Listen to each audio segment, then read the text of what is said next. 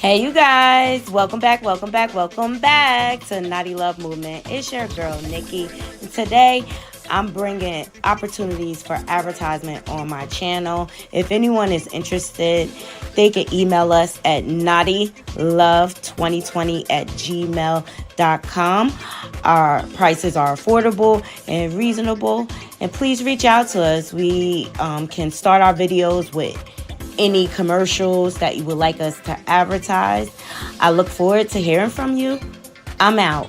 One.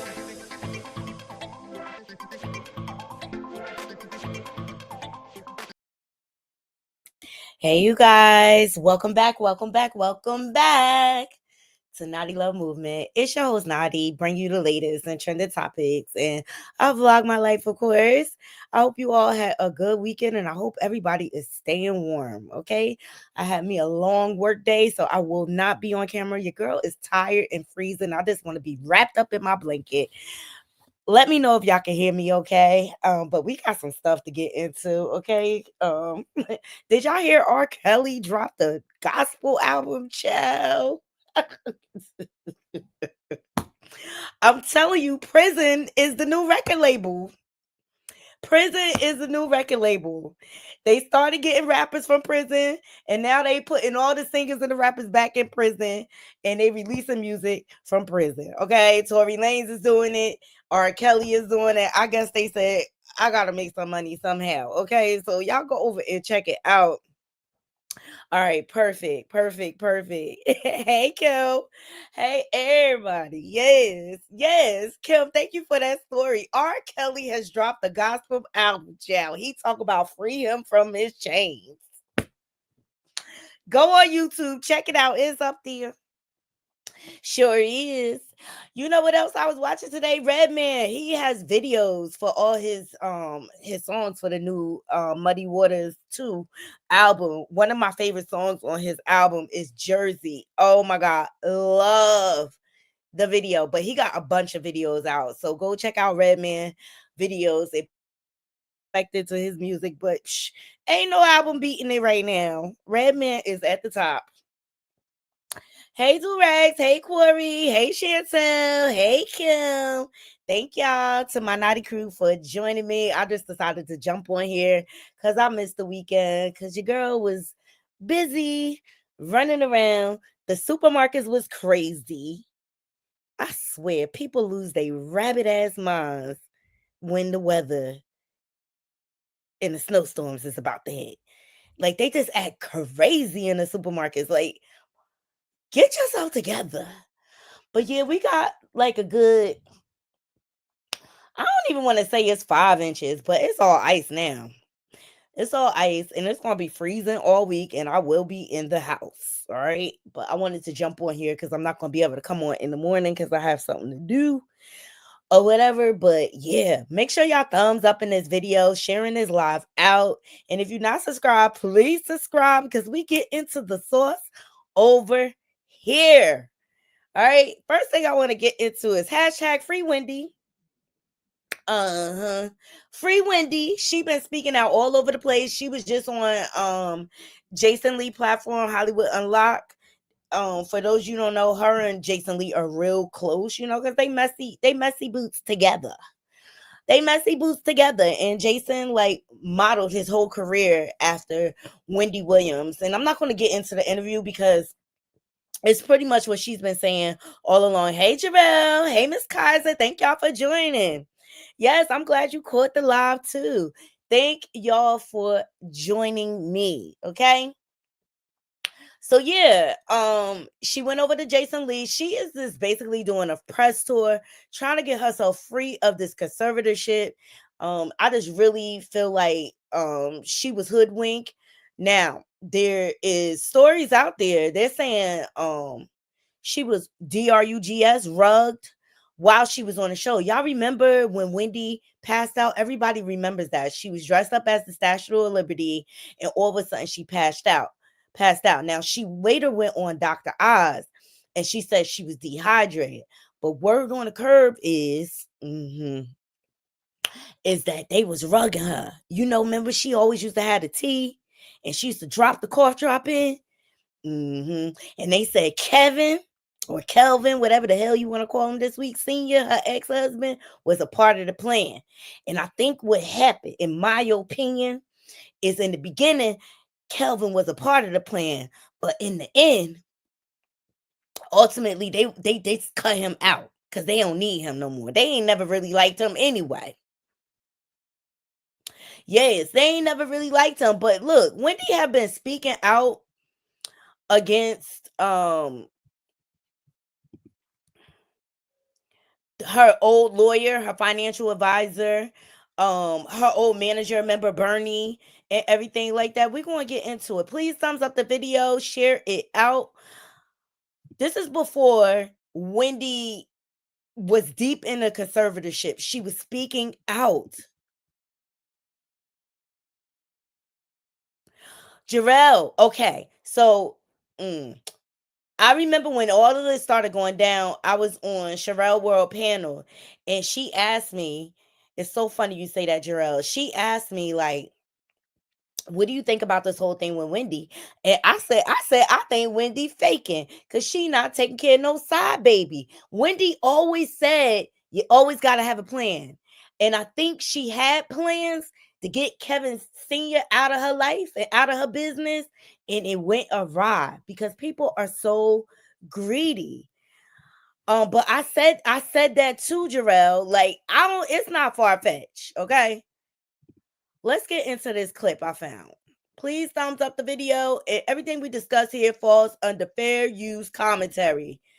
All right. Y'all remember this? File a petition. Hold on, let me back it up. That Bernie Young used my American Express card to hire an attorney to file a petition against me. That was done with my American Express card. Bernie Young, you're no good. And this is not fair at all.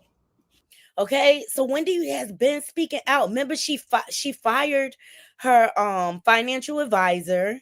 Then she fired Bernie, okay, because they were misappropriating the funds. And then all of a sudden, Wells Fargo swoops in and says that she's overspending. They're concerned because these people were butthurt because Wendy was cutting them off. You know? And then there's this person, this a former doctor, okay, had medical information about me that I never even got. It was sent over to Lori Schiller. So I haven't gotten the stuff. I fired the doctor. And again, all I want to know is, where is my money? This is not right. And certainly, this is not fair. This is not fair. Okay, Wendy been speaking out, guys. Been speaking out and trying to expose these people for who they are. Let me see what this one is. By now, you know exactly who Lori Schiller is for me. Not good. I began to ask questions about... Now, Lori Schiller was Wendy's financial advisor. Please thumbs up the video, okay? This is before the Lifetime documentary. This was in the early stages of everything when we all found out that Wells Fargo froze Wendy's accounts, okay? She was of sound mind here. Let me see when this was. Hold on.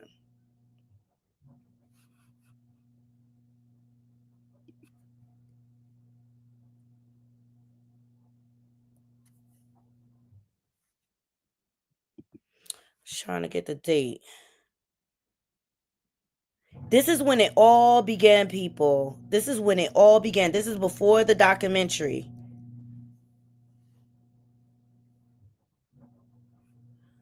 Not good. I began to ask questions about what's going on with my money. And she's got no answers for me. She's got no answers for me. This is very unfair. Wells Fargo is very unfair. They don't have any answers regarding my money. Lori Schiller and Wells Fargo have no answers regarding my money. Lori Schiller and Wells Fargo filed, they filed a guardianship petition because I want to know what's going on with my money, and Lori Schiller and Wells Fargo have not any answers for me regarding what has happened with my money that I've worked so hard for all of my life, but particularly now, more than ever, because I don't know what has happened to my money. And Bernie Young, oh yes, you remember Bernie Young. Bernie Young and Lori Schiller, I believe, are hand in hand working against me with regard to this situation. I believe this, and again, this is not good. And I know for a fact that Bernie Young used my American Express card, okay, and he hired lawyers to file a guardianship against me. Against me. Can you imagine that? Some doctor sent medical information without my permission. I knew nothing about this.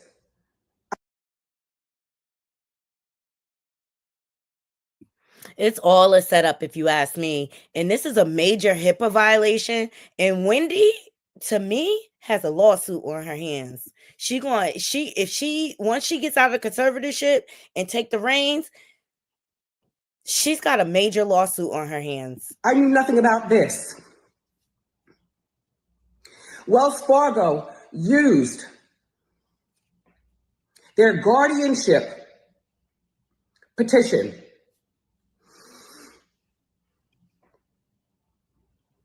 This is all against me. This is not for me. This is all against me.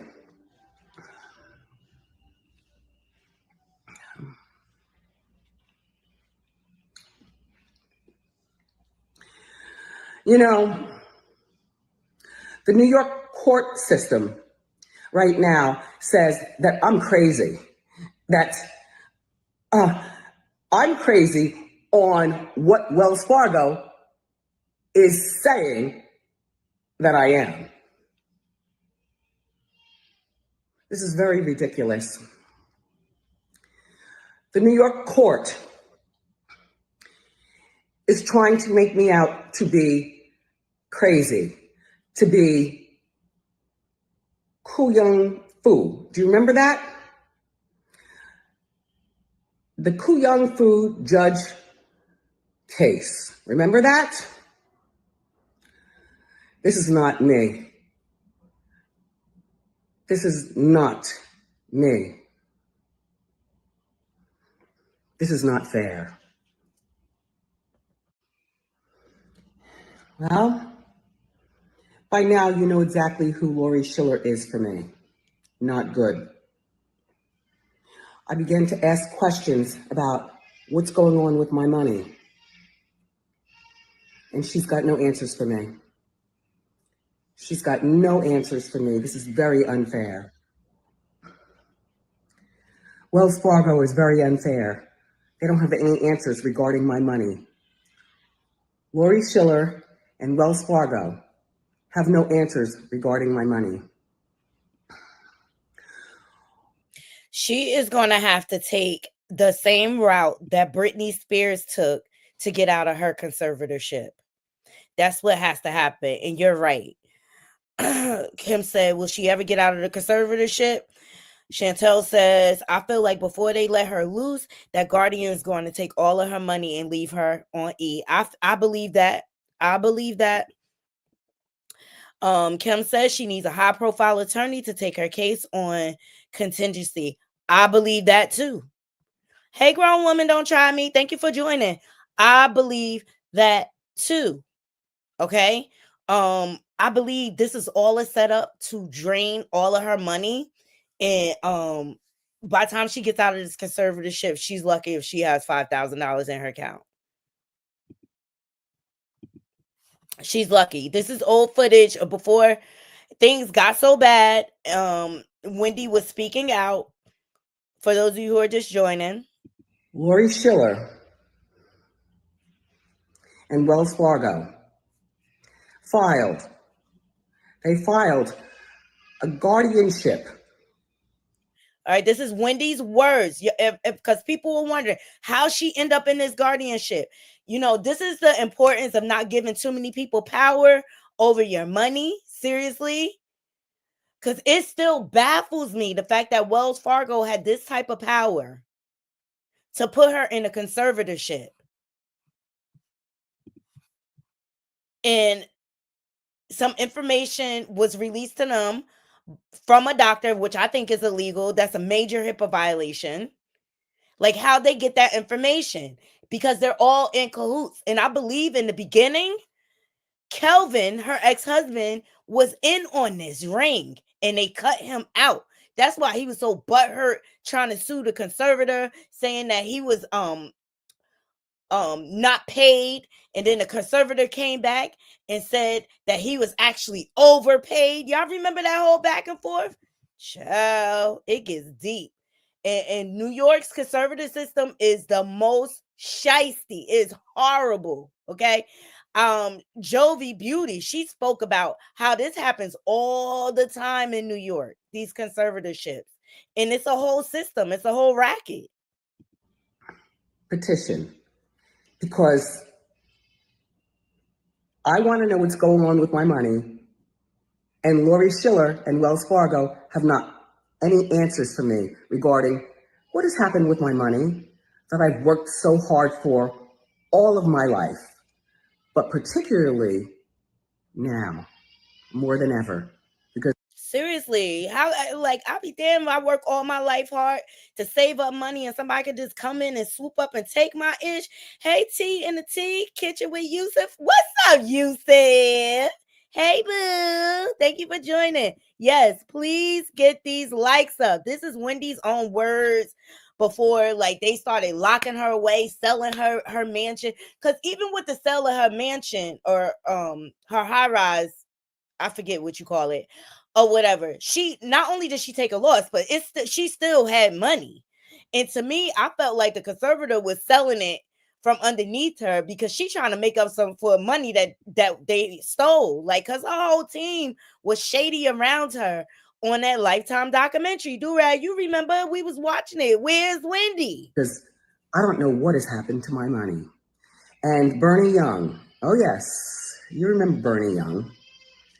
Bernie Young and Lori Schiller, I believe, are hand in hand working against me with regard to this situation.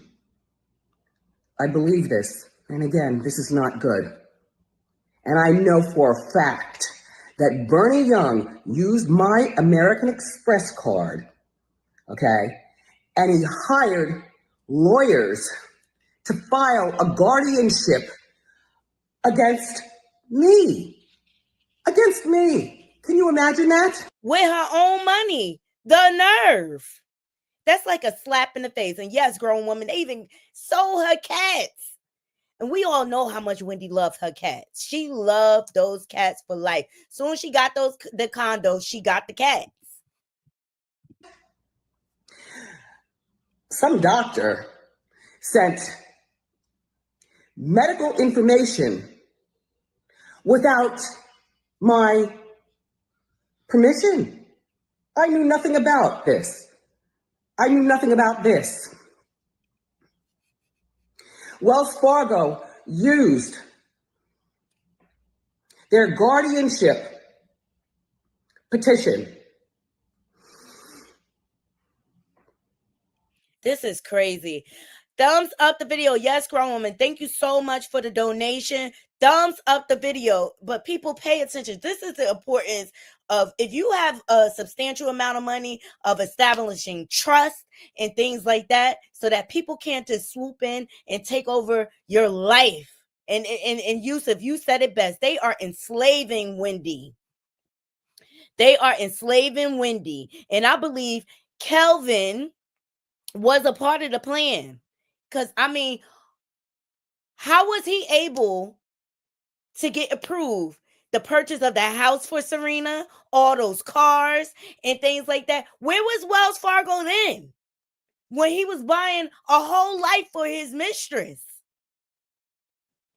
Thumbs up this video, please. And thank you. This is crazy. This is all against me. This is not for me. This is all against me.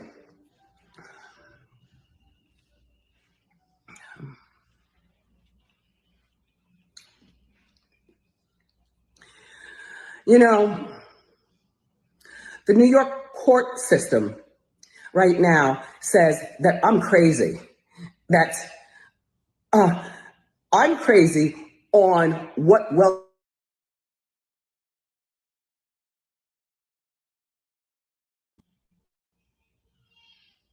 This is very ridiculous. The New York court is trying to make me out to be crazy, to be Ku Young Fu. Do you remember that? The Ku Young Fu judge case. Remember that? This is not me. This is not me. This is not fair. So, I mean, I just believe like Wendy has had a lot of bottom feeders around her, and she was just a workhorse all of these years. And she surrounded herself with people that just really did not have her best interest at heart. This is just sad, but this is why she is speaking out. I was like, let me take my people back. What's this one? Hold on.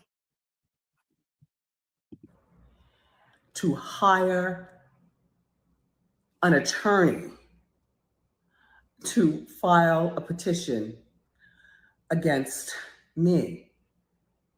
That was done with my American Express card. Yeah, like that in itself is illegal. Hold on.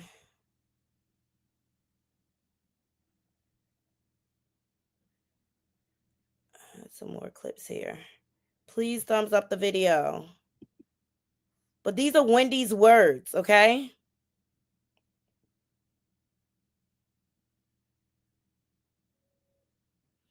And people are outpouring everywhere. So Wendy's getting that national attention that she needs.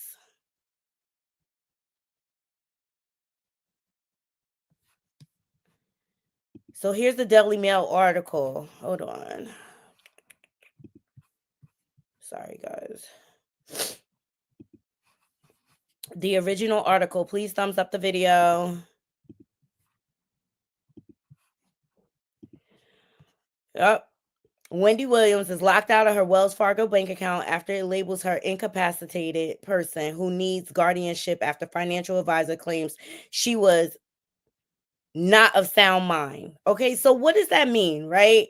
Okay, Wendy was going through a divorce, a change in life. Was she probably drinking a lot? Probably, like most people do when they're going through life changes. Okay. All right, so this is a basic breakdown. So Wendy Williams, 57, has been locked out of her Wells Fargo accounts since mid-January after her former financial advisor claimed she was found unsound mind. On February 4th, she accused the bank through the courts of overstepping their authority and demanded she be able to access her millions. The bank was now responded with a lawyer for Wells Fargo claiming she is an incapacitated person who needs a guardianship. The attorney alleged that Williams is being exploited by people around her and is vulnerable and exposed. This is horrible. Williams' team has denied that she is suffering from dementia, and her lawyer on Wednesday said that she should be given access to her money. The lawyer said that Williams denies that she is the victim of undue influence and financial exploitation. The future of her show remains uncertain. Okay. Now it said it was Wendy's plan to basically quit the show. Okay. Because she wanted to go back to radio. Makes sense, right? That's where her origin is from. Wendy is a radio girl. The TV stuff was a money move, all right? And I believe they did not want her to quit. I believe that with all of my heart, because she was a workhorse all those years. And they said it. Like Wendy used to say, all she used to do was go to work, unless it was to do with her son. She wasn't doing much. She went home, ate, chilled. All right. She didn't do much. She didn't go out much. All she did was work all these years. And how do you work all these years, make all these millions for this company, this big broadcast company, and then all of a sudden when you stop, now you can't access your money? That sounds like revenge to me. So shout out to the surprise witness.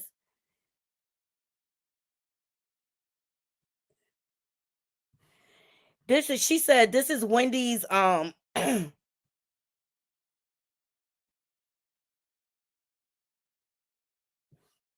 me read these documents. Says the firm represents Wells Fargo Clearing Services Inc. Wells Fargo advises the named respondents in the above proceedings.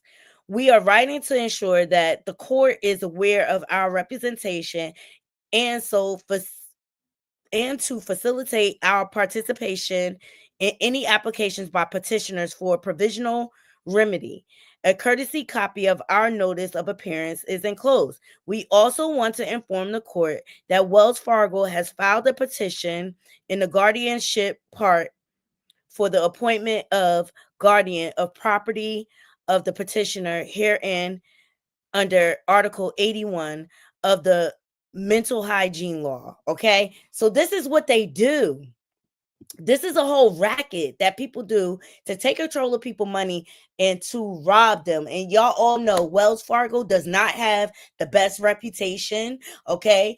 They had lawsuits filed against them for taking out mortgages and opening extra bank accounts without people's permission and things like that. So they don't have a clean reputation, Wells Fargo. And I just think Wells Fargo needs to be shut down.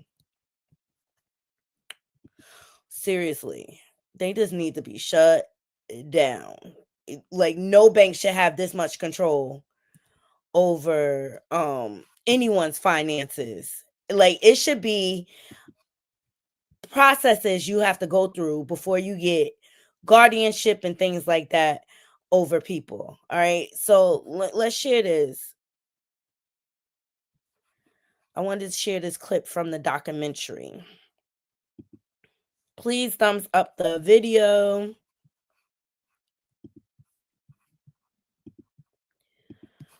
All right. But this is why Wendy has to speak loud and proud. Through was $120,000. I think the amount of money that they questioned Kevin about for spending was like $100,000. To put it in perspective, Kevin's birthday party that year that his mom threw was $120,000. Kevin's rent was $80,000. Kevin's Uber Eats probably exceeded $100,000 that his mom approves. Have you ever taken money from your mother's account? Not without her consent. I think the amount of money that they questioned Kevin about for spending was like $100,000. Regardless, that is her only child, her son. Wendy spoiled Kevin Jr. Okay. She spoiled. He even said on the documentary, he's like, my mom, she just kind of like expresses her love through gifts. All right. And even when she was down in Florida, she was like gifting him things. And he's like, I didn't really need it, but that's just my mom. That's what he does. But who is Wells Fargo to question what she does for her son and how much she spends on her son? Like they have no right. That's right. Hey, Curtis, hashtag Free Wendy, you guys. Free Wendy. I think this is just a sad shame, and I'm gonna just keep speaking out about it because I love Wendy Williams. I miss her on the radio. I wish she was on the radio right now. Um, shout out to Wendy Watchers. This is a gorgeous picture of her. We have to continue to speak out loud and proud, just like they did for Britney Spears. We got to do that for Wendy. Thank you, Curves. I appreciate you.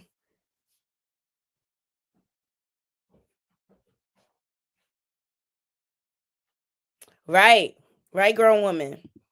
Yes, this is why I don't care if I have $1 or $1,000,000. Put things in place to protect yourself. Remember, the pen is mightier than the sword. Absolutely. This is the importance of setting up trust, wills, and things like that to protect your money so people can't, outsiders can't just come in, swoop in, and take control. But I believe this was a plan. I believe and I forget the company that the Wendy Williams show was through. I believe they were butthurt at the fact that Wendy did not want to come back and be on air. I'm sorry. Let me tell you something. The Wendy Williams, her show was nationally syndicated, okay? Like, she was the bomb. And I don't care what nobody said. Like, shout out to Sherry. I don't got no hate in my blood, but it's not the same as Wendy. You only have one Wendy Williams. She created Hot Topics, okay? She created Shade. She created the forum for a lot of us independent media personalities out here, all right? Denmar, yes. Thank you, Corey. I think they was butthurt. And they came up with a plan to lock her in. You don't want to work for us? Well, you don't have access to all the money you made off of us. That's what I think is going on. It's a whole plot because Wendy wasn't going to come back. Wendy already had made her money. It's so many avenues she could have went down. All right. She had options. I think she wanted to take a break. I think she was living it up, drinking what she wanted to drink, hanging out with who she wanted to hang out with. And them people was mad because she would not come back to work. Well, the family is speaking out now. Please, hashtag free Wendy. I'm going to keep my ears to the street on this story. But I think they was trying to take her out. All right. Shout out to the Jasmine brand. Wendy Williams' family reportedly feels guilty over her condition and wants to do more. So Wendy Williams' family is feeling guilty over her condition and is challenging her court-appointed guardianship. An insider told In Touch, Wendy's under strict guardianship with little contact with the outside world. And her relatives are fretting over what they can do to change things. They're getting louder in their opposition and challenging the rules. The source added, there's a strong sense of guilt within the family that it's gotten this bad, and they want to be able to do more for her. Their hands are tied until the court decides to change things, but they're praying that it will happen sooner rather than later. Wendy has been under a court-ordered guardianship since May of 2022, while facing multiple health challenges, although her guardian, Sabrina Morisi, described her as cognitively impaired and permanently incapacitated. The articles came out saying she was incapacitated. They was trying to make us believe that Wendy was basically a vegetable. Make that make sense. Make that make sense, people. It's a lot, okay? It's a lot. But Wendy has to continue to speak out, speak loud and proud. Is she perfect? No. People have to remember Wendy is older, okay? And she partied hard in her younger years. All right? So those things kind of take effect eventually. All right? So I still believe that she's in her right mind. Hey, grown woman. She said, I knew the gravy train would end if she quit TV. Right. It ain't been the same. None of them other shows. I don't know. Do y'all like Jennifer Hudson's show? I don't really watch mainstream TV like that. Woo! Jarrell said, I would love to hear her speak on Jay-Z and Beyonce allegations. Ciao. Hashtag free Wendy. That's right. Her sister is an attorney. If she can't file any paperwork, I'm sure she can get an attorney to have. That always puzzled me, grown woman. Like, you a lawyer. Pull some strings. Pull some strings or something. Ciao. All right, did y'all see that fake TikTok stunt that happened over the weekend? And Wendy is connected. She know people. Like, come on now. She is connected. She know people. Look at how many people are coming out for her. Yeah, they had this fake TikTok blackout, right? Social media reacts to TikTok going dark amid U.S. ban. Child, this was a stunt.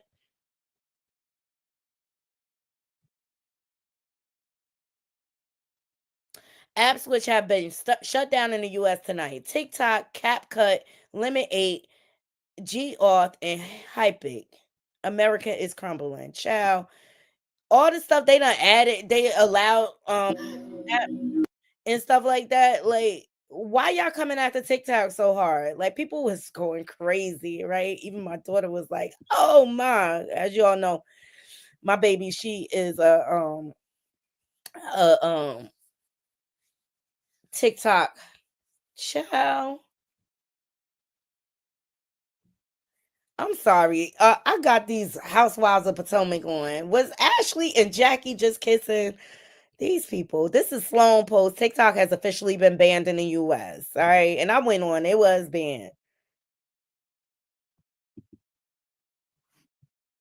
As you know, we have been fighting to protect the constitutional right to free speech for the more than 170 million Americans who use our platform every day to connect, create, discover, and achieve their dreams. On behalf of everyone at TikTok and all our users across the country, I want to thank President Trump for his commitment to work with us to find a solution that keeps TikTok available in the United States. This is a strong stand for the First Amendment and against arbitrary censorship. As we've said, TikTok is a place where people can create communities, discover new interests, and express themselves, including over 7 million American businesses who earn a living and gain new customers using our platform. We are grateful and pleased to have the support of a president who truly understands our platform, one who has used TikTok to express his own thoughts and perspectives, connecting with the world and generating more than 60 billion views of his content. Hi, everyone. Okay. And someone said, where are the users going? Okay. Thoughts. All right. But TikTok came back, you guys. Okay. It was short lived. And I think this was all a ploy. I think this was all a ploy to make Donald Trump look good, basically. Because he been saying like, oh, I'm gonna put in an executive order to save TikTok and things like that or whatever. But we'll see. We'll see. Y'all allow every other app up in here. Why y'all messing with TikTok? Leave TikTok alone. He already opened up for our data to be stolen. In his first candidate, his first running as president. The Russians, they got into our system. Like our information is leaked. It's leaked already. It's leaked already. Like, that's why I don't understand why they making a big deal out of this. All right. As you all know, it is the national holiday, Martin Luther King Day. Okay, I had to work. I don't know about y'all. All right, and also Snoop Dogg he did perform at the inauguration ceremony, and everybody was up in arms about this because it's Martin Luther King Day. Let me tell y'all something. Snoop Dogg gonna go wherever the check is. Okay, that's why he was at the Olympics. He gonna go wherever that check go. Whoever pay him, he gonna do it. All right. So I mean, unfortunately, you got house Negroes and bootlickers like him who will do anything for $1. Period. So I wasn't surprised.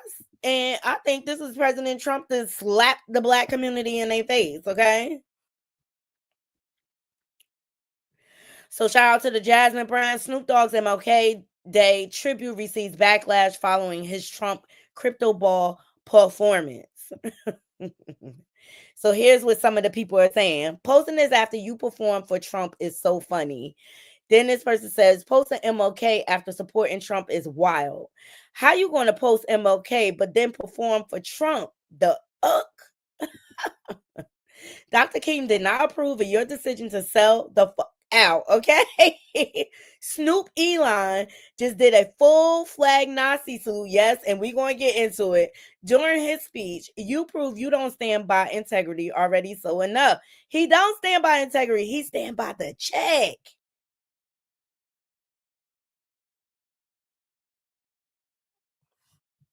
This person said, we don't forget that you sold your soul to MAGA. I used to think you were the coolest guy in the world. Snoop acting like he didn't sell his soul to the devil. Child, everybody is up in arms about this. I seen everybody going crazy, okay? I want to ask you a question, and that is, what is in your life's blueprint?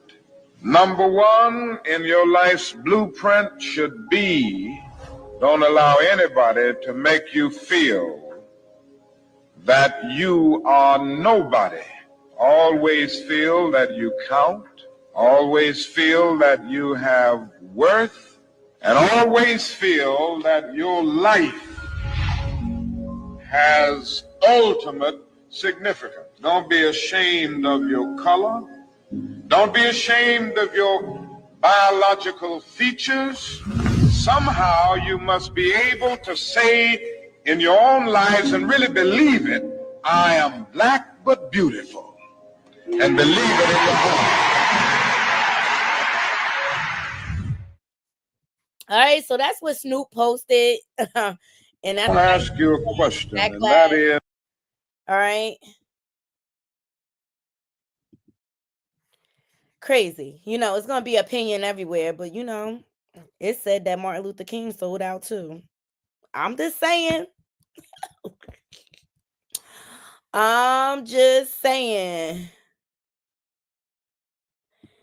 All right. Social media users point out that Donald Trump did not place his hand on the Bible as he took the oath of office.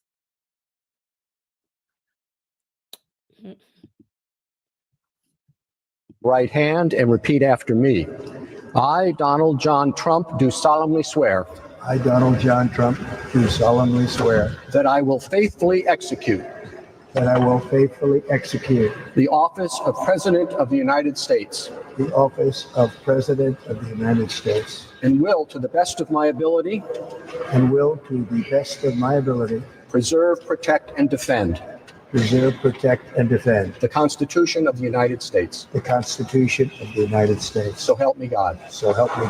Congratulations, Mr. President. Please raise your right hand and repeat after me. So he did not play it because he's a liar. He know he a cold lie, okay? The man got baptized was what? Christian to win the Bible Belt votes? Come on now. And anything Trump do, I don't take him serious. Shout out to grown woman for being a member for 14 months, y'all. Yes. She said Snoop, Nelly, Soulja Boy, and anybody else, they fools. Thank you, girl woman, for your comment. Okay. Are we surprised? You know, I say we get our popcorn out or whatever and get ready for the show. Because this is only beginning. Y'all notice Trump been quiet. He been quiet. Okay. All right. Also, another stunt he pulled. Migrants in Ciudad Juarez, Mexico, who were moments away from 1 p.m. CBP, one parole appointments, find out that Trump shut down the app. So he ain't shut down TikTok, but he shut down this app. Okay. Didn't he say he wanted to name Mexico after America or something? Whatever. Okay. Shout out to Spiritual World. And this is their reaction. Sí, amiga, dime.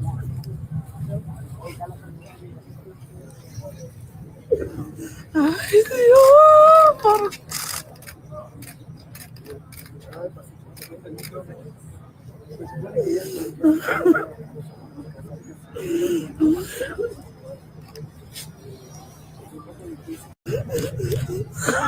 Sí, amiga, dime.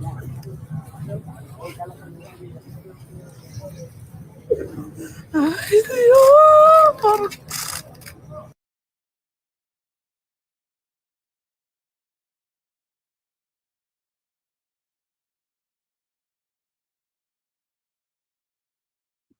This is only the beginning. The next 4 years is going to be a roller coaster. Okay. Y'all remember the 4 years he ran before? It was crazy. So the Orange Clown just signed an executive order to make all federal workers back into office.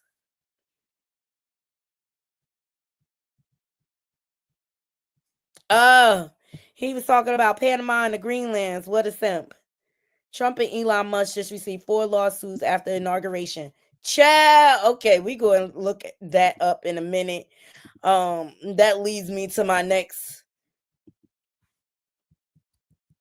topic. All right, we also had a MLK knockoff giving a speech at the inauguration. Here we go. Hold on. He sounds just like Martin Luther King. I was like, I had to double take, like, but this is who they wanted in office. Naughty Crew. They wanted Trump in office so bad. Let's see what's going to happen. Hold on, let me just make sure. This is the one. Yeah, here we go. Let freedom ring from every hill and every molehill in Mississippi, from every state, every city, every village, and every hamlet. And when we let freedom ring, we will be able to speed up that day for all of your children. Black men and white men, Protestant and Catholic, Jew and Gentile will be able to sing in the meaning of that old Negro spiritual. Free at last. Free at last.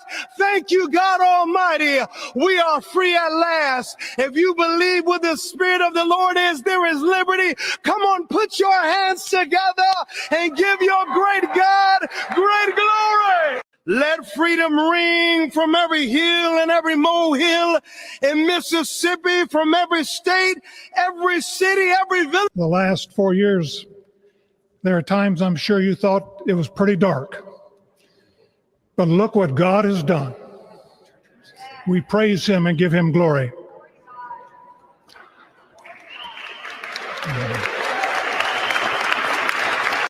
Leave it to them to bring God into the mix with the devil. Child, they playing in our face. They gaslighting us. Thumbs up this video, okay? Let us pray.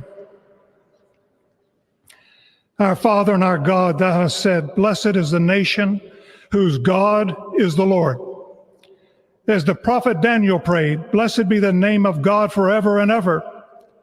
For wisdom and might are his. He changes the times and the seasons. He removes kings. He raises up kings. He gives wisdom to the wise and knowledge to those who have understanding. The last 4 years, You know, I hate how these false prophets come out and exploit God for their wrongdoings. Half them people in that room are a part of criminal activity. Believe me when I tell you. Shout out to the Shade Room for that clip, okay? But then yet and still, they allow this bull swanky to go on. Hold on. Shout out to the Shade Room for this. Like, why is this immigrant being deported? Why isn't this image? He is able to come here and bring them bootleg cars that drive themselves. They meant to get us killed, Naughty Crew. Okay, he trying to bring robots in your house, and then they let him get up here and do this racist bull swanky. And I just want to say thank you for making it happen. Thank you. The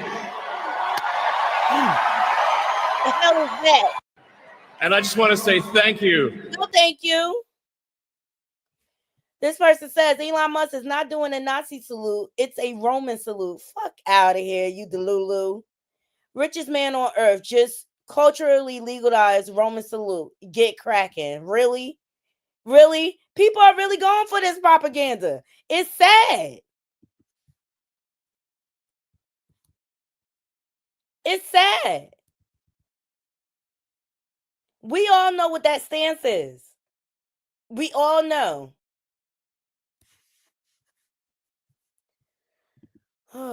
Anyway, Martin Luther King III speaks on his father's legacy and more and says Dr. King would be quite disappointed with the current world. Let's hear what he had to say. Shout out to the Shade Room. So Martin Luther King III spoke out about his father, Dr. Martin Luther King Jr.'s legacy during an interview with NBC News, Meet the Press, and had a lot to say. When asked about the nation's state and what his father would think, he replied that his father would be quite disappointed with the current world. He'd be quite disappointed, quite frankly, that we are where we are, he said. Probably wouldn't be surprised, but he certainly would be disappointed because he always infused energy that was positive, bringing out the best of who we as Americans are. King added that although Americans are more divided than ever, there's good that can come during these times. Unfortunately, in great tragedy, we see the best of who Americans are, he said. But when it's over, we go back to our corners and live in bubbles and separate. We need to exhibit the behavior that we exhibit in tragedy universally all the time. What are your thoughts, Naughty Crew? That is from Martin Luther King III. Yep.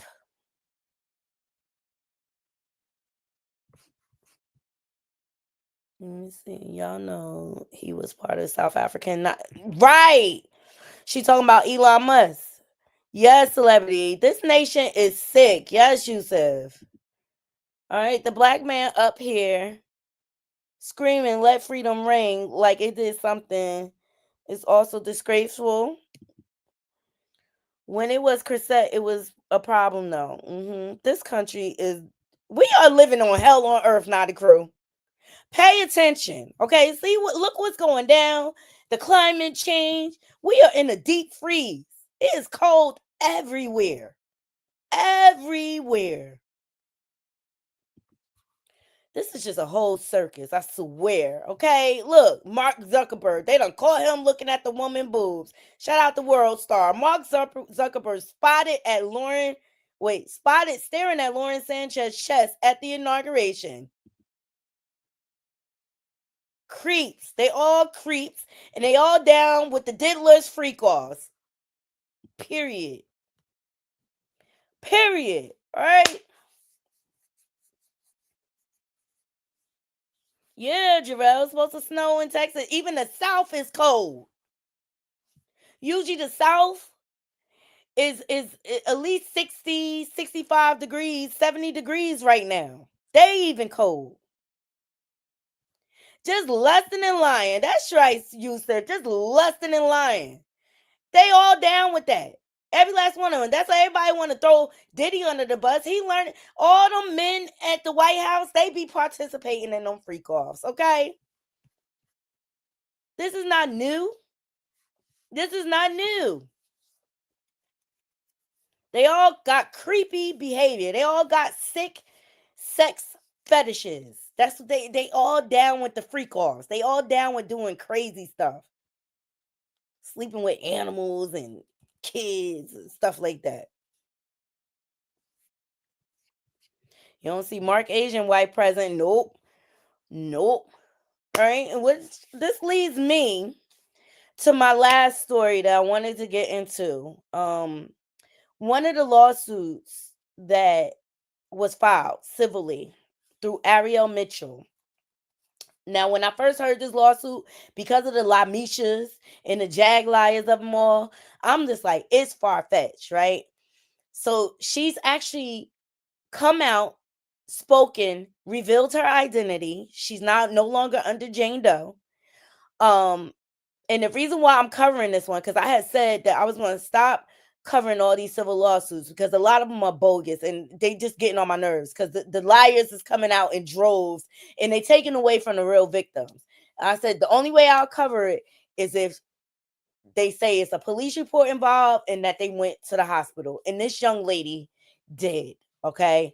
And so I want to make sure, like, a lot of what she's saying, it sounds unbelievable, Naughty Crew, but I'm inclined to believe the unbelievable. All right. When you have money and you're powerful, you be into some sick, crazy stuff. All right. Well, she spoke out to News Nation. All right. And to give her accounts in her own words. And it's one thing to read it in the actual lawsuit, but to hear the victim's words. All right. And she also was on the latest documentary that's on Peacock, Diddy, The Making of a Bad Boy. All right. And I'm glad she got the courage to speak out and tell her story. So I want to get into it. I want you guys to give your thoughts. If you want me to drop the link, I will, so y'all can sound off about this circus that was before us today. With this inauguration and everything. All right. And if you even want to speak out on Wendy, that's cool as well. All right. So just let me know in the chat. Let's get into this commentary. Fair use. Shout out to News Nation.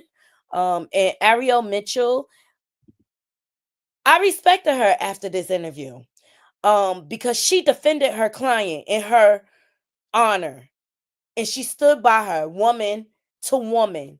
And she didn't let the reporter tear her apart and diminish the fact that she was a victim. It was a very good interview, and I just wanted you guys to hear it. So here we go.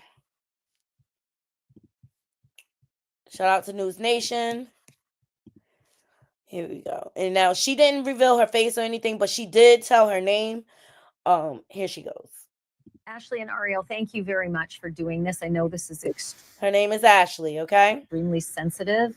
I'll ask the questions best I can, and I'll challenge the best I can, understanding that this is delicate information. With that in mind, Ashley, can you tell me how you first even came into contact and came to know Sean Combs? I met a man named Shane Pierce at the bar, and outside of the bar, he had Sean Combs on a FaceTime phone call, and he overheard me saying I wasn't impressed by him and wasn't a fan, and that I thought he killed Tupac. And do you believe that that's what started all of this? That okay, and the other point I want to make, she could be a possible witness because y'all know Tupac's family has hired their own investigative team to look into this. And during this encounter, she is saying that Sean Diddy Combs admitted to Red Rum for Hire of Tupac.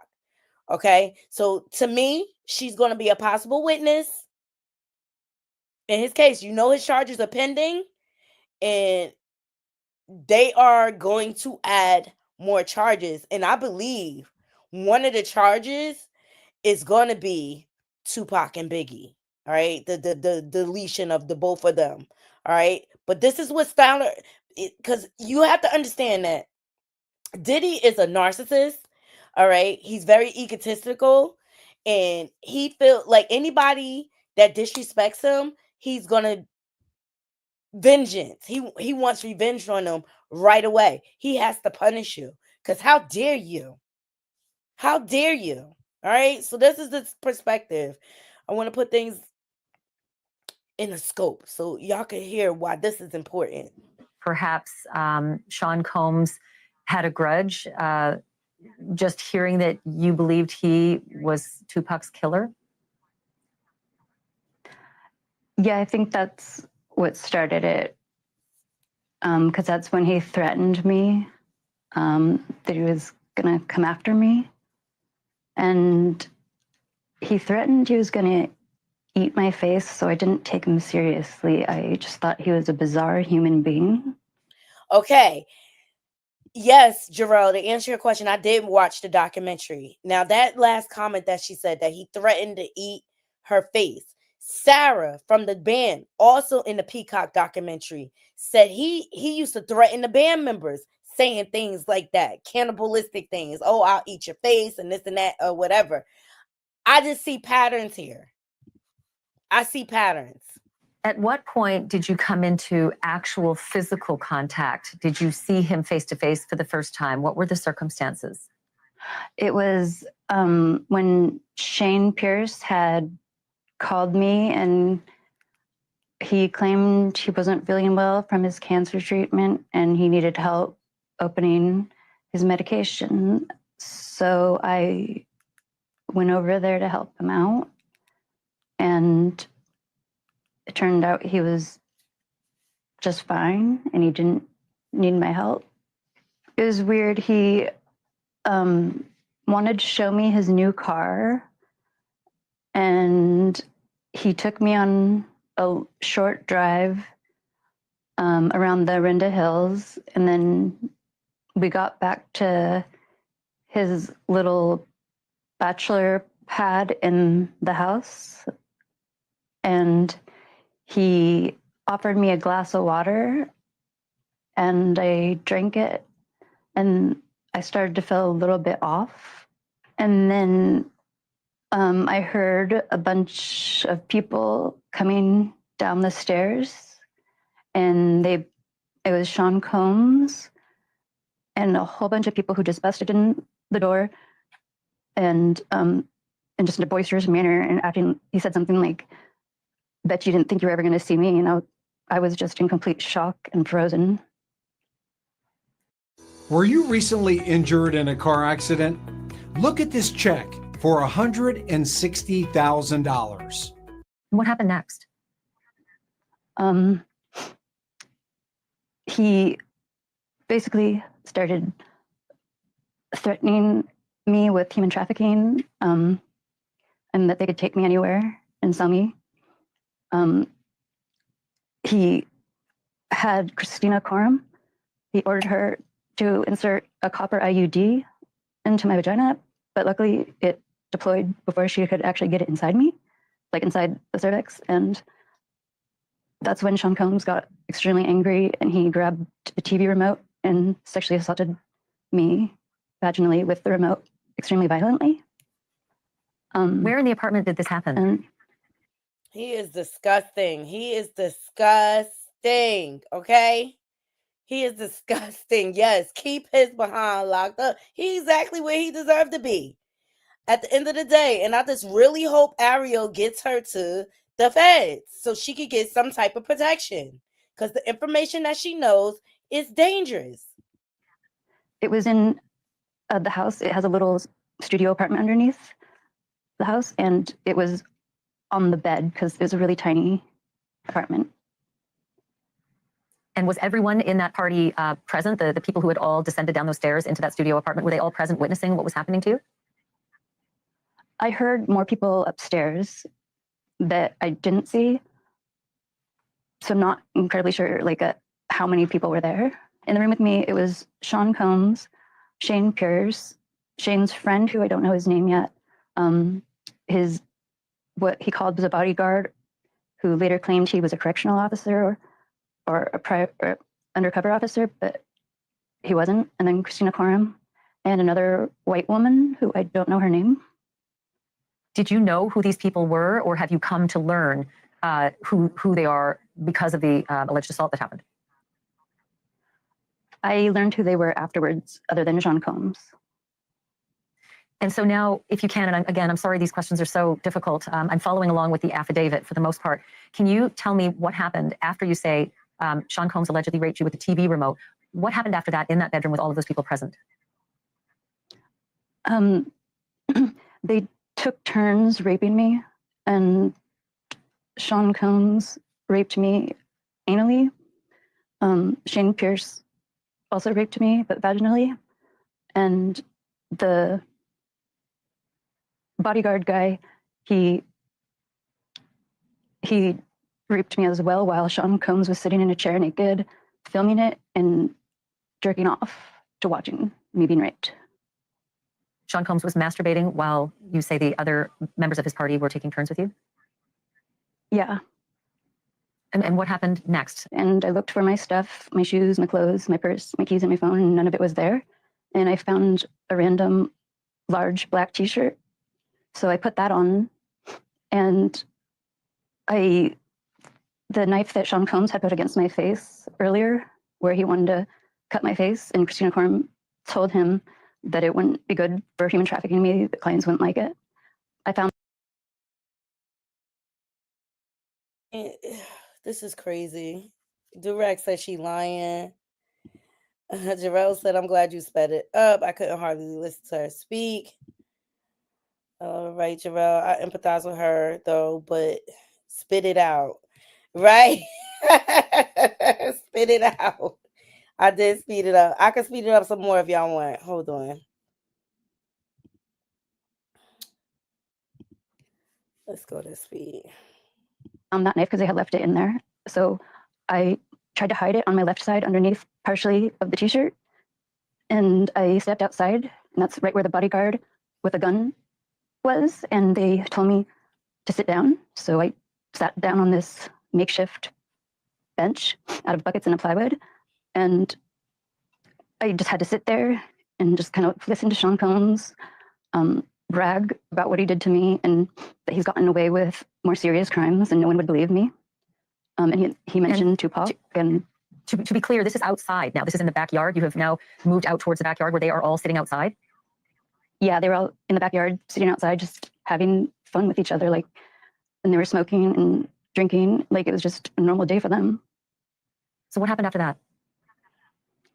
I was sitting there on the bench and I wasn't allowed to leave.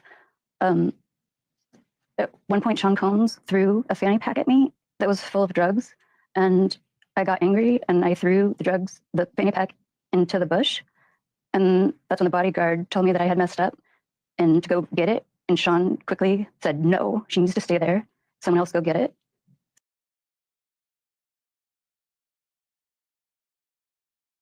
So the fanny pack is a common theme with Diddy. All his associates, a lot of his associates carried fanny packs filled with his DRUGSs. So I recognize that as a pattern of behavior with him. All right. So I couldn't get up from the seat. He was just trying to brag about all his celebrity friends. And I just didn't want to listen to him. I just was sitting there until I could try to run. But there were so many people like around the house and up above near the actual house's backyard where there's a patio where Christina Coram and a bunch of people were just hanging out and smoking and chatting and having fun. Sean Combs turns to me and he says, why haven't we ever partied like this before? And that's when I got enraged and I said, this is not a party, you raped me. And he attempted to bribe me with some amount of money and I said, no, you raped me and I'm not going to stay silent on this. And then he ended up calling his mother, Janice Combs, and she got on the phone, a FaceTime video, and she yelled at me not to hurt her son. And I yelled back, he raped me. And she told me to take the money and shut up. At some point, someone in the backyard brought out a weapon and fired it. What were the circumstances surrounding that? Check this out. I'm going to show you how I afforded this car. Okay, you ready? All right, $118 for car insurance. That's how much I was paying, okay? That's when Sean Combs had bragged about getting away with way worse than what he had done to me, and he admitted to killing Tupac or having him killed. And that's when the bodyguard turned the gun around on Sean Combs, and I ran behind the bodyguard because I was just looking for any type of person who might help me. I tried to get the gun, but he wouldn't let me, and it went off in Sean Combs' direction into the hill. Pause, because I found the segment when Sarah from the band was speaking on a documentary on Peacock. So I want you guys to hear this.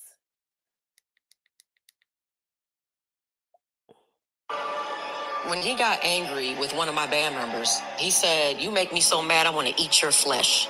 And then he said to another one of my band members, he said, "You rolling your eyes, and I could go get a crackhead and pay them $20 to smack the shit out of you." Who says that? That's crazy. We're in the studio. Okay, so he is known for saying these cannibalistic comments, these outrageous comments. That's from Sarah from the band. All right, she was the singer, the light-skinned girl, curly hair. She admitted in this documentary that she was also SA. I don't put nothing past these celebrities because their appetite, like when you can afford anything, do anything you want, you start thinking outside of the norm of what your actual needs are. And that's why I believe her. And the fact that she went to the police station to make a report and there was a cover-up makes me believe her. All these other victims that didn't go to the cops, that's up in the air for me. I don't want to take away from any of the victims, but you could blame it on the Lamishas and the Jaguar rights. All right, because it basically makes me doubt a lot of these situations. But this one, I think it's something there.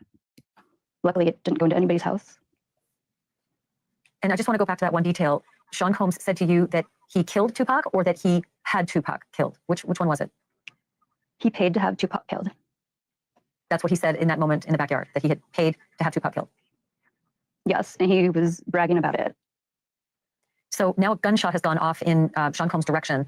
What happened after? You're now standing behind the bodyguard, one of the men who was in the room and allegedly assaulted you with the others. What's the next series of events? That's when I kind of lost my mind, and I had the knife and I ran at Sean Combs, and he started to run up the stairs towards where.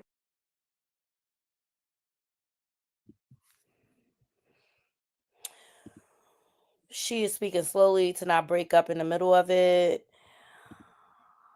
The media don't care about the victims. They sure don't, is what my point is, Corey. I encourage all victims to speak out, no matter when or how they're ready. Right. And you're going to see, because a lot of victims, they're delayed in going into the hospital and everything because they're so traumatized after the incident. They're so traumatized.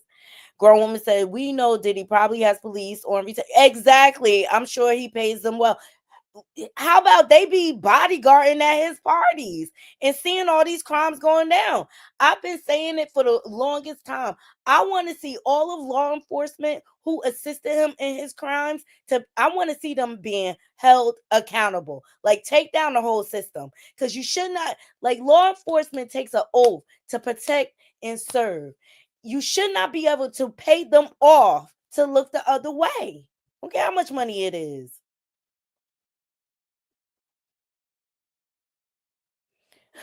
Jarrell said, Dave Chappelle said Diddy has been charged with a RICO case by himself.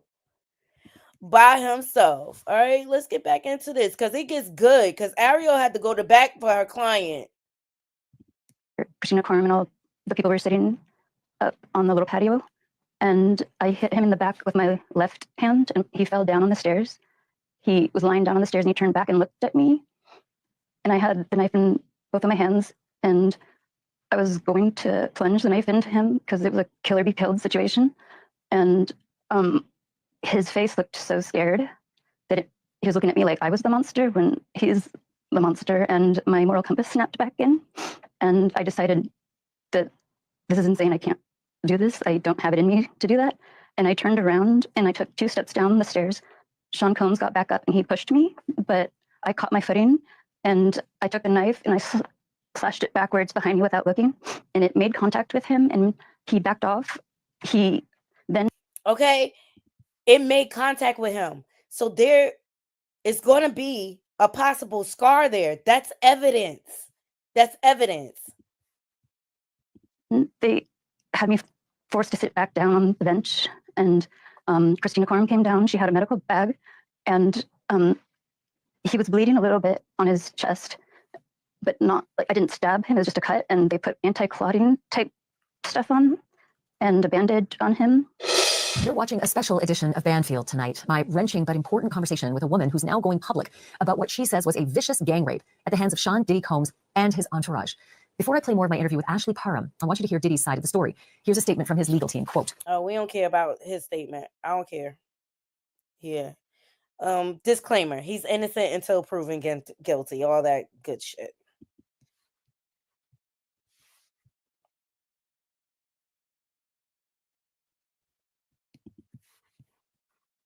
Earlier before the gunfire, and he asked if everything was going on, and the bodyguard turned the gun on him and told him to go away.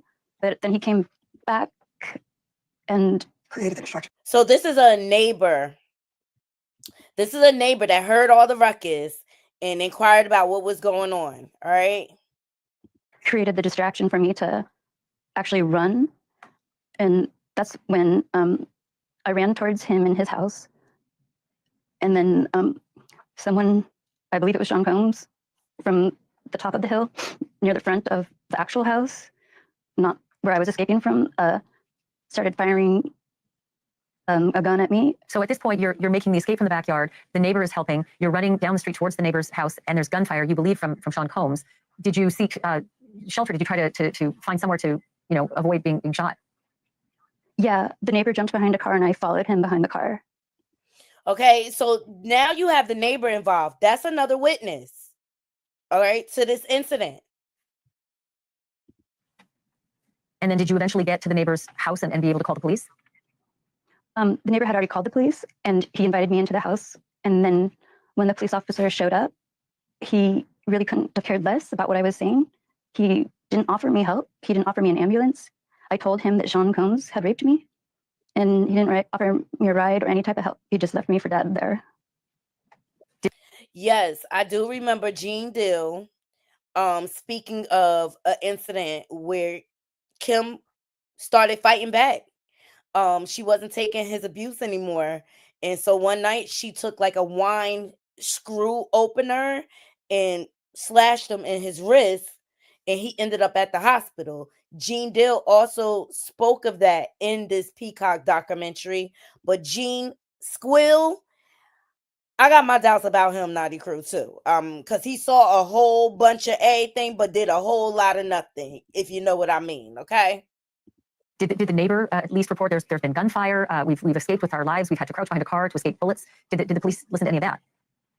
Yeah, that police officer heard the neighbors say that we got shot at, and he told him what he had seen and heard. And Ariel, I'll ask you to step in here. Is there a police report from that night from the Contra Costa police to indicate that they had responded to this gun complaint and obviously what Ashley says was a rape complaint as well? The Contra Costa sheriff did admit that there was a complaint on March 23rd, 2018, but they claimed they investigated and it was unfounded. So all of the... Okay, pay attention right here. They investigated, but it was unfounded. But Ariel has done her due diligence, and she's been saying from the very beginning, before the victim even spoke out, that it was a police cover-up going on, okay? Why? Because they're in the dealer's pocket.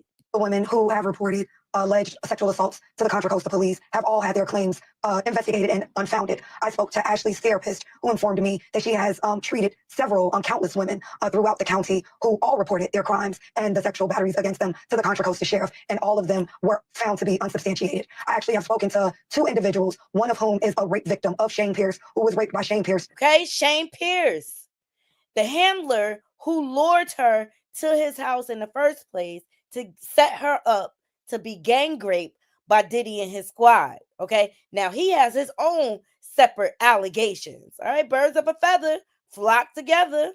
6 years before this incident happened to Ashley, she reported the crime to the police in Contra Costa, and they also unsubstantiated her claim. And I should mention here that these are allegations until proven in a court of law, but I want to continue with this story as well. It wasn't just the Contra Costa County Sheriffs that Ashley made a report to. She also reported this to the Walnut Creek Police and to the Orinda County, or the Orinda Police Department. Ariel, was there any response from those? Okay, so not only did she report it to the Contra Costa Police, she also went the extra step to report it to other agencies. This is why I'm talking about this case, people, because she took steps to try to get justice and she was shut down. This is what happens when you deal with people of power. They buy the police in their silence, and they buy their they just buy up the police department to look the other way. And we all know what kind of salaries these officers make. So that's big money to them. Police departments. So Orinda and Walnut Creek are city police departments, all under the umbrella of Contra Costa County. So I did reach out to them, and they directed me to go through Contra Costa County. And anybody from myself on down who have made public records requests to the county for these reports and these records have all been denied. They refuse to give us any public records that we are entitled to in relation to all of the times Ashley reported this crime to these 3 different police departments. And I'm assuming this is still part of the investigation in the lawsuit. So I just want to carry on with what happened next in the series of events. Ashley, the police leave, you're at the neighbors. What do you do next? The neighbor offered that I could sleep on the couch, but after everything I had been through, I just didn't trust anyone. And I knew that they had all left because there was speeding vehicles and screeches when they left. So I just didn't know what to do. I was in a state of shock, and I went back into the apartment to get my belongings, but they were all gone. And the adrenaline and had worn off, and my body was just fully exhausted. And I was alone in the room, and I just ended up falling asleep. And I know that doesn't make any sense to people, but yeah. But she was also rugged too. Okay, don't forget she was rugged, so she's not in her complete right mind where she can make decisions. She's someplace she doesn't know, and she described the area as very hilly. It's not like you could run out and it's going to be a gas station or something nearby. That's not the case. That's not where she was. Look at Free. The hills are incredibly dark and windy roads with no streetlights. The idea of running half naked down to police who weren't going to help me anyways wasn't going to happen, because I assumed that they were going to Sean Combs. I can only imagine her state of mind. You call the police, they don't get you an ambulance, they don't get you help, they don't do anything to protect you. I can only imagine what her state of mind is. She probably felt helpless. People were waiting for me if I tried to leave. I just lost faith in humanity and kind of just gave up and lied in the bed in a catatonic like state until I fell asleep. And then what happened when you woke up? And when I woke up, Shane appeared and he gave me back my stuff, and he was pretending like nothing bad had happened. So I just went into a fawning type state and was like, okay, we'll just play the game he's trying to pull so I can get out of here. And he gave me my stuff back, and I got to leave. How did you make your way out of there? You now had your keys and you could drive away from this crime scene? Yeah, I had to use GPS to get back to the freeway because it's not an area I know. And I was able to drive and get home. And when I got home, I was just so destroyed. I just lied in my bed for 3 days, not eating, not sleeping. I couldn't function like a normal human being. Did you know that you can have permanent teeth in just 24 hours? That's right. Only 24 hours and your new smile is ready. And with affordable payment options, achieving your dream smile has never. Please thumbs up the video, okay? I know a lot of this doesn't make sense, but a lot of victims go through this. They don't know what to do after. It's a tough question, not just from me, but from any opposing counsel. That would be Sean Combs' lawyers in this case, if it goes to trial. The tough question will be, why would you return to the scene of a gang rape, a shooting, a knifing, and a harrowing escape under gunfire after finding safety at a neighbor's house where he offered to let you stay there? Why would you have returned? I think this is a fair and honest question. And if she gets on the stand, they're going to be asking these hard questions, right? But I thought Ariel, the way she stepped in as her attorney to defend her was outstanding. And I give kudos to her for supporting this young lady through this interview.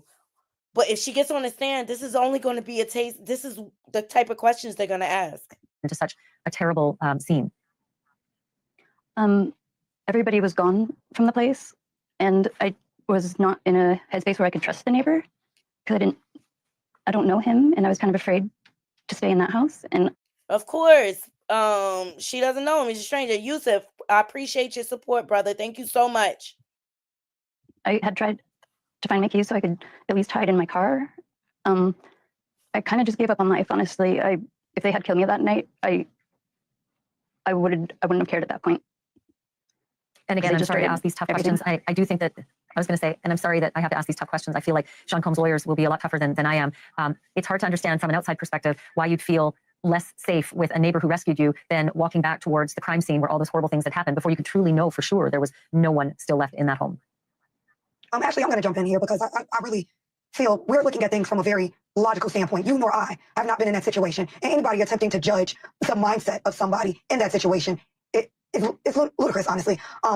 How could you not understand why we would logically not experiencing that? Of course you would say, oh, well, why wouldn't you just stay with the neighbor? The neighbor's a stranger too. She just went through this very great ordeal, not knowing where to go, what to do. And now there's this other stranger who's introduced where she was with the police and nothing happened. Logically to me, trying to go back to get her stuff seems the most reasonable. She doesn't have her clothes on. She doesn't have her phone, her purse, her keys. And now to expect her to now go stay with a complete stranger and not even attempt to, I guess, get out of there entirely, when she thought it was safe to at least go back to retrieve or at least find her possessions. She thought everyone had left. So would you prefer an empty space or a space with this random person that you don't know after you had just been violently gang raped, threatened with your life, threatened to be sex trafficked? In my mind, it doesn't make sense for her to have just stayed with the neighbor. What she did makes logical sense if you are to put yourself in that predicament where these things had happened to you. So unless we're going to put ourselves in that mind frame to think about what we would do if this had happened to us, which we can't even do, we can try to imagine it. But there's no imagining it unless you're in it. And anybody who's been in such a severe situation to expect or to question their logic, I think it's unreasonable. Yeah, and listen, I'm with you. I've never been in that circumstance. I can't imagine what it was like to be in your shoes, Ashley. All I'm saying is that at trial, all that sensitivity goes out the window, and opposing counsel, Sean Combs' counsel, will be extraordinarily tough because he'll be looking, or she'll be looking at 12 jurors, and it's their sensibilities that are going to have to be convinced. And Ariel, that's why I ask those tough questions. But I do want to ask, because evidence is everything, right? Have you been able to get that neighbor, track that neighbor down to corroborate all of this? That would be immensely helpful to this case. Yes, we are in the process of getting that corroboration. We are working with investigators and other individuals to track down that person. We tried to reach out to that person directly at what we believe the address to, but we do have people working on getting that person to us. Does that person still live in that home? And does Ashley know what home it was? I understand how confusing a scene can be. It can be easy to, in the dark, certainly, to not remember which house it was. Do you know which house it was and who the neighbor is? No, we're not exactly sure. That's why I hired PI to get that done. I do know what house it was. Well, not the house. I was talking about the person, yeah. Yeah, but the We neighbor, know the building, right. The neighbor, he didn't offer to take me to the hospital or the police, so I couldn't trust him either as well. Just to let it be known, outside of the person, the neighbor, the Contra Costa sheriff has already confirmed that a report was made that night. So to the extent there is no dispute whether or not a rape was reported that night. So that's not a question. Welcome back to our special report on what may be the single most sensational of the now more than 24 lawsuits that are facing. Okay, Naughty Crew. I just thought it was compelling, and the fact that she filed police report. She also went to the hospital. You'll see. You have to go check out the full video. She went to the hospital weeks later. A lot of rape victims delay going to the hospital because it's the process of a rape kit is very violating. And after you've been traumatized and violated like that, you don't want anybody touching on you. And that's just the facts. Yes, please thumbs up the video. Grown woman says she did her job and defended her client well. I think so. And that's why I wanted to bring this to my Naughty Crew. Ariel Mitchell is not playing. Okay. Yes. Hey, Erin. Happy New Year. Thank you for joining. She said, remember to like, subscribe, and ring the bell so you never miss a thing. Share with your friends and family. Thank you, Erin. If she had not left, we may never have heard this. I applaud her strength and will to live. I applaud her too. And the fact that she came from underneath a Jane Doe, that shows me she's building up strength, because even on the Peacock documentary, she was still anonymous. So she is building her strength up. And I believe she has vital information. Number one, when it comes to him being a trafficker, allegedly. Number two, the red rum of Tupac. Okay. All right. Christina Quorum's participation, KK, his chief executive. I believe this woman has vital information to his RICO case that's going on now. I believe so. Forget all these Lamishas and Jag liars. Okay, this woman has real facts and details. And although some of it sounds so far-fetched and so unbelievable, you got to think about the world of celebrities and how they live. And I believe because she was vocal about what she felt about Tupac's deletion, he had to punish her. That's how deep his hatred for Tupac goes. Diddy was extremely jealous of Tupac. Number one, all the girls. He had all the girls. The women flocked to him. And according to Yo-Yo, he was very good in bed. According to Yo-Yo, okay? She said it, okay? Number two, the fact that he couldn't break Tupac, and I believe, and get him in the bed. I believe he was jealous of Tupac's strength. He was jealous of how vocal he was. And he was jealous at the fact that he was a ladies' man. Come on. Diddy went on to date several of Tupac's exes. Make that make sense. And then Chris Lighty married Tupac's ex. He was at the wedding, and that's when he asked 50, let me take you shopping. Okay? And then Chris Lighty ends up dead. Like, it's too many coincidences. I pray she gets the justice that she deserves to. But I'm just really proud of her. And I'm proud of Ariel for standing up for her client and not letting her get ripped apart in this interview. Right. It's something sick and satanic about Diddy and the way he thinks. Diddy wanted Tupac's DNA and ultimately he got it. He wanted to be Tupac by any means necessary. He was willing to sleep with the women he slept with. I'm telling you, that's extreme jealousy he had. Yes, he's a life and energy taking demon. Yes, Yusuf, you are so right. Life and energy taking demon. That's what I believe he is. And I believe ultimately he's a very insecure man. And he has to puff himself up with pride by diminishing other people, making other people feel beneath him. That's the only way he can feel powerful. Yes, grown woman. It takes a strong woman to relive that ordeal and tell her truth. Yes, it does. Chad, you said you were out of control. You were out of control. All right, you guys, I'm going to go ahead and get out of here because I got an early day. I have an early start tomorrow to my day. So I got to begin to get ready. I appreciate every last one of you joining me. Let's leave it in the comments. Let me know what y'all think about National Martin Luther King Jr. Day, the holiday, and the inauguration kind of taking place during this holiday. I mean, we can look at it so many different ways, right? We can look at it as Martin Luther King Jr.'s spirit speaking loud and proud against the divide and the racism that we're having to deal with in this country. It's still alive and proud, and maybe it's just a reminder of our basic civil rights, a validation of who we are as people, and to let us remind us how far we have come, right? Let me know what y'all think about all of the shenanigans that went on at the inauguration. And most of all, let's spread the word about this conservatorship that Wendy is in. Hashtag free Wendy. At the end of the day, she worked hard all her life.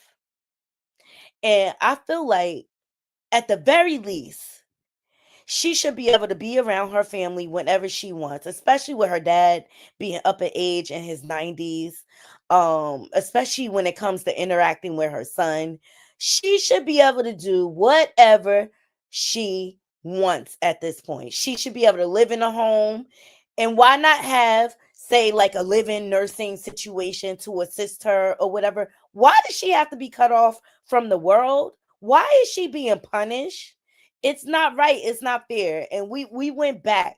when Wendy started speaking about this and saying how her money was missing, it was all a setup. And I believe Kelvin was involved. All right. And then last but not least, y'all let me know in the comments, and this is to the replay game, what y'all think about Diddy victims speaking out. Like I said, I'm not going to cover all of the civil. I'm looking for facts. Like, oh, did they go to file a police report? Did they go to the hospital at the bare minimum? Did they see a psychiatrist? Did they get therapy? You know what I mean? Tangible evidence.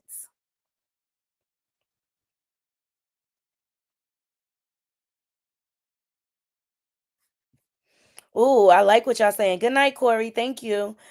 Used to say, y'all grown woman, we need to start worrying more about the abuser rather than the victim needing that time. And support and protect. Yes, 1,500 of the rioters on January 6th were just pardoned. I'm so disgusted. Yes, they were just pardoned, and that was the plan all along. That's why they ain't mind. That's why he ain't mind inciting the riot, because he like, I'm gonna be president again. Yes, free Wendy Williams, because she is a free woman. She ain't no property, and none of us are. That's why we gotta ride with and for her, just like they did for Britney Spears. We gotta speak loud and proud for Wendy.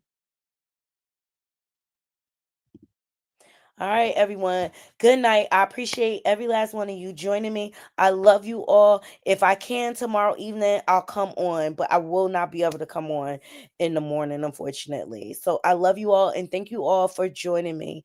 Until next time, Naughty Crew, I'm out. Bye.